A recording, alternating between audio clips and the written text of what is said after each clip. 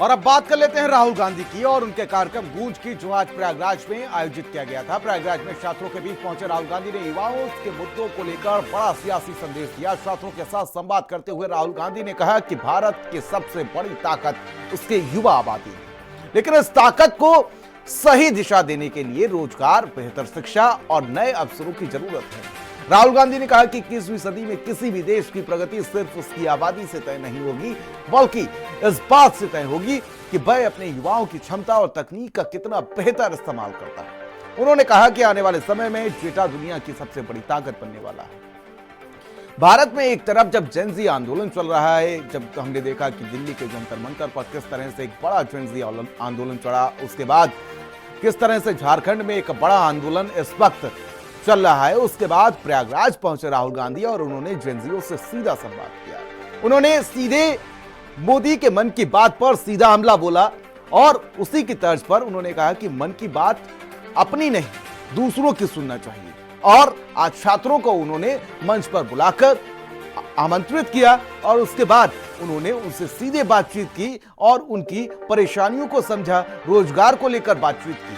देखिए जरा राहुल गांधी का वो अंदाज।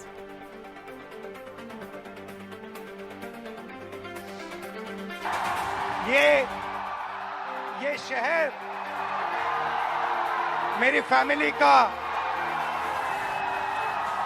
घर यहां होता था, तो यहां आकर मुझे बहुत खुशी होती है। ये नॉलेज का सेंटर भी हुआ करता था। एक ऐसा टाइम था when Allahabad University was one of the best universities in the country.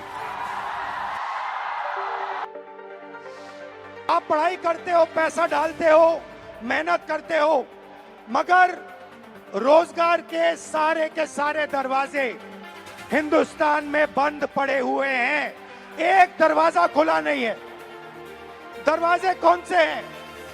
पहला दरवाजा मैन्युफैक्चरिंग का। आज दुनिया में आपको मेड इन चाइना दिखेगा, मेड इन वियतनाम दिखेगा, मेड इन बांग्लादेश दिखेगा, मगर मेड इन इंडिया नहीं दिखेगा। इसका कारण है नोटबंदी और गलत जीएसटी ने हमारे मैन्युफैक्चरिंग सिस्टम को खत्म कर दिया है। सरकारी नौकरी का, जिसमें आप पेपर लीक का सामना करते हो, उस दरवाजे में भाइयों और बहनों 150 में से एक युवा निकलता है। अगर 150 युवा एग्जाम लेते हैं, सरकारी नौकरी ढूंढते हैं, एक युवा उसमें से निकलता है।